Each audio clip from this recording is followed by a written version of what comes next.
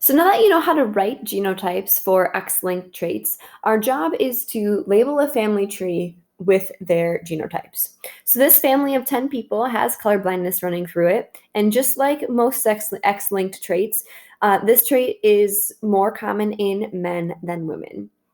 When you get a problem like this, your job is going to be to first label all of the people in the family tree with their chromosomes. So if they are men, they get an X and a Y.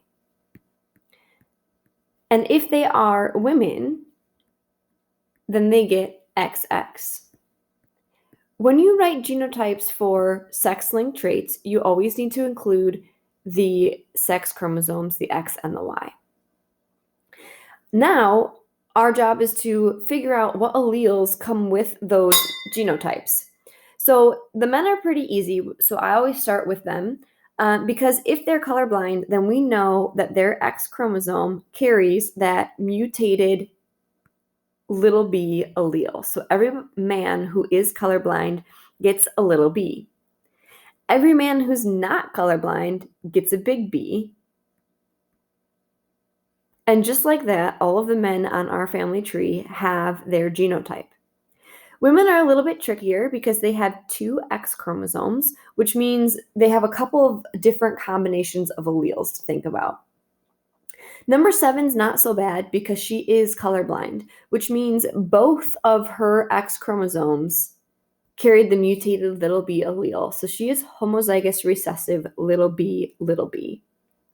Number 2, 4, and 5 are not colorblind, which means they have at least one big B.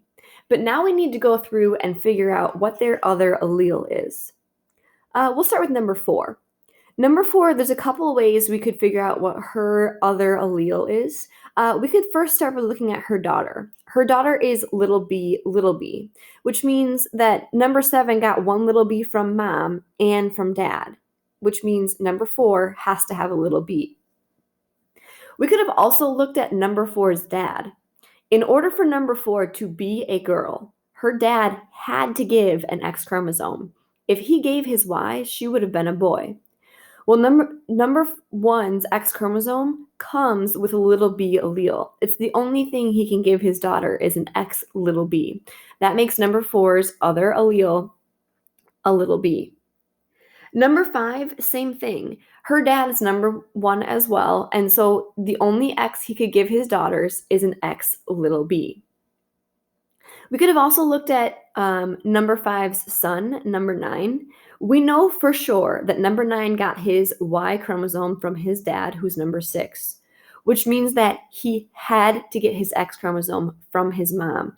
And number 9 is colorblind, which means his mom's little X, or his mom's X, had to come with a little b. Now this leaves us with number 2. Number 2 is not colorblind, so she's X big B. But we don't know what her other X is. She doesn't have any sons. If she did, we could figure it out. She only has daughters, though, and her daughters are both heterozygous. That means that for sure she gave her daughter an X big B, but it doesn't help us figure out what her other X is. So we just write X big B X blank.